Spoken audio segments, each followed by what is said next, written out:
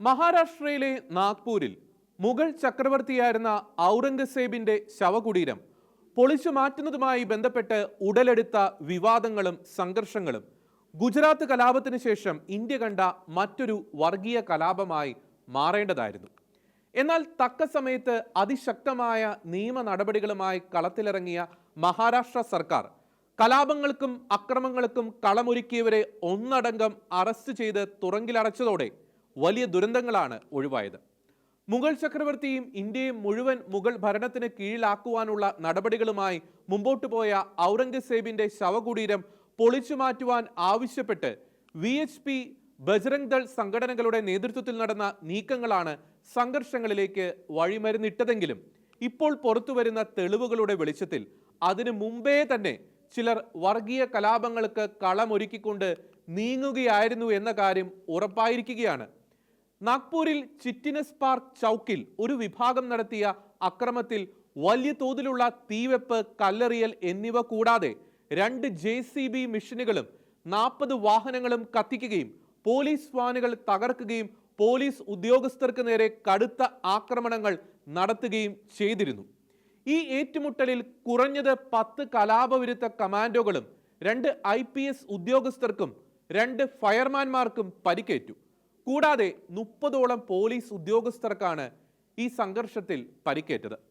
ഈ വർഗീയ സംഘർഷങ്ങളുടെ മുഖ്യ സൂത്രധാരനായി ആരോപിക്കപ്പെടുന്ന ന്യൂനപക്ഷ ഡെമോക്രാറ്റിക് പാർട്ടിയുടെ പ്രാദേശിക നേതാവായ ഫാഹിം ഷമീം ഖാൻ അടക്കം നൂറുകണക്കിന് ആളുകളെയാണ് പോലീസ് അറസ്റ്റ് ചെയ്തത്. 600ഓളം പേരെ പ്രതി ചേർത്താണ് FIR രജിസ്റ്റർ ചെയ്തിരിക്കുന്നത്. ഫാഹിം ഷമീം ഖാന്റെ നേതൃത്വത്തിലുള്ള അക്രമകാരികൾ നടത്തിയ കലാപത്തിൽ വനിതാ പോലീസ് ഉദ്യോഗസ്ഥയടക്കം നഗരത്തിലെ നിരവധി സ്ത്രീകൾ ലൈംഗികാതിക്രമത്തിന് ഇരയായെന്നും ഹിന്ദു സ്ത്രീകളെ തെരഞ്ഞുപിടിച്ച് ഉപദ്രവിച്ചു എന്നുമാണ് പുറത്തുവരുന്ന റിപ്പോർട്ടുകൾ. ഇതുകൂടാതെ നൂറുകണക്കിന് ഹിന്ദു ഭവനങ്ങളും ഹിന്ദുക്കളുടെ ബിസിനസ് സ്ഥാപനങ്ങളും വാഹനങ്ങളും കലാപകാരികൾ ആക്രമിച്ച് തകർക്കുകയും ചെയ്തിരുന്നു.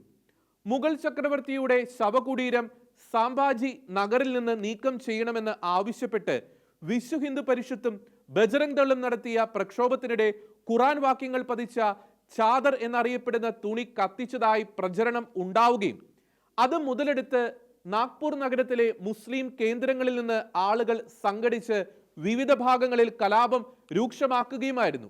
കലാപത്തിന് മുമ്പേ തന്നെ ഒരു ട്രക്ക് നിറയെ കല്ലുകളും ധാരാളം ആയുധങ്ങളും കണ്ടെത്തിയതും വാഹനങ്ങൾ കത്തിച്ചതും ചില വീടുകളും കടകളും ലക്ഷ്യമിട്ടതും കലാപം മുൻകൂട്ടി ആസൂത്രണം ചെയ്തതാണെന്ന് സംശയിപ്പിക്കുന്നതായി മഹാരാഷ്ട്ര മുഖ്യമന്ത്രി ഫഡ്നാവിസ് പറയുന്നു.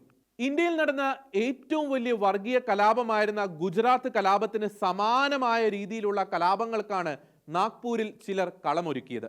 എന്നാൽ മഹാരാഷ്ട്ര സർക്കാരിന്റെ സമയോചിതമായ ഇടപെടൽ മൂലം കലാപം വേഗത്തിൽ അടിച്ചമർത്തുകയായിരുന്നു. എന്നാൽ ഇങ്ങനെയൊരു കലാപം ഉണ്ടായിട്ട് അതേക്കുറിച്ച് കൃത്യമായ ഒരു വാർത്ത പോലും നൽകാനോ അത് ചർച്ചയ്ക്കെടുക്കാനോ തയ്യാറാകാതെ ആ വാർത്ത തമസ്കരിക്കുകയായിരുന്നു കേരളത്തിലെ ഭൂരിഭാഗം ദൃശ്യമാധ്യമങ്ങളും അച്ചടി മാധ്യമങ്ങളുമെല്ലാം ശ്രമിച്ചത്. എന്നാൽ മറ്റ് ചില കലാപങ്ങളെ ഇവർ വലിയ തോതിൽ പ്രചരിപ്പിക്കുവാനും മത്സരിക്കാറുണ്ട്. മാധ്യമങ്ങൾക്ക് തങ്ങൾക്ക് വേണ്ടപ്പെട്ടവരുടെ എന്തോ മറയ്ക്കാനുണ്ടെന്നും ചിലരുടെ ആസൂത്രിതമായ നീക്കങ്ങൾ ചർച്ചയാകരുതെന്നും ആഗ്രഹമുണ്ട്. ഇത്തരത്തിൽ കലാപങ്ങളും നാശനഷ്ടങ്ങളുമൊക്കെ ഉണ്ടായാൽ പോലും അപ്പോൾ തന്നെ പരാതികളുമായി എത്തുന്നവർ ഇവിടെ പാലിച്ച ആസൂത്രിതമായ മൗനങ്ങളും സംശയത്തിന്റെ നിഴലിലേക്ക് കാര്യങ്ങളെ എത്തിച്ചിരിക്കുകയാണ്.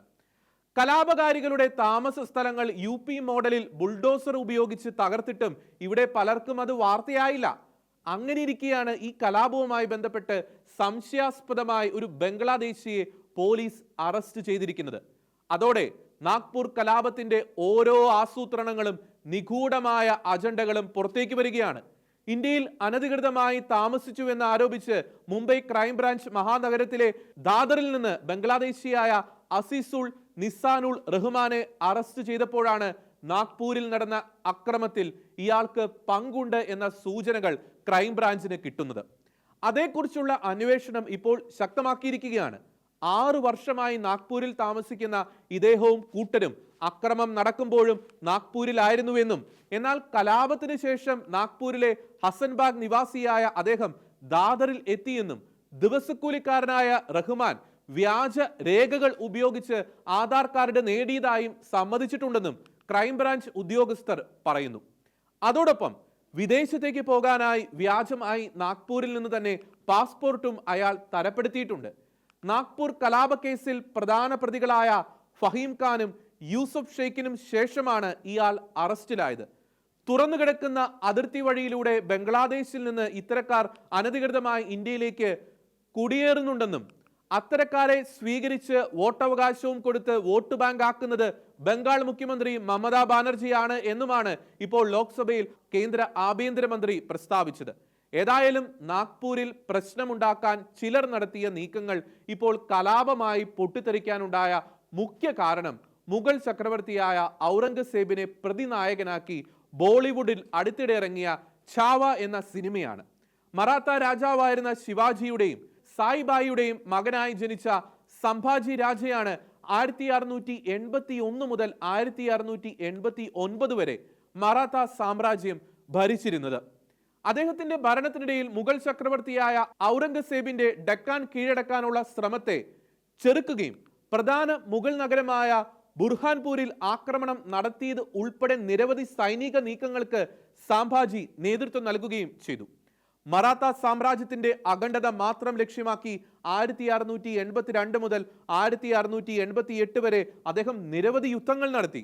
തന്റെ ഭരണത്തിനെതിരെ നടന്ന നിരവധി ആഭ്യന്തര സംഘർഷങ്ങൾക്കിടയിലും അദ്ദേഹം സാമ്രാജ്യം വികസിപ്പിക്കുകയും പിതാവ് സ്ഥാപിച്ച ഹിന്ദവി സ്വരാജ്യത്തെ സംരക്ഷിക്കുകയും ചെയ്തു.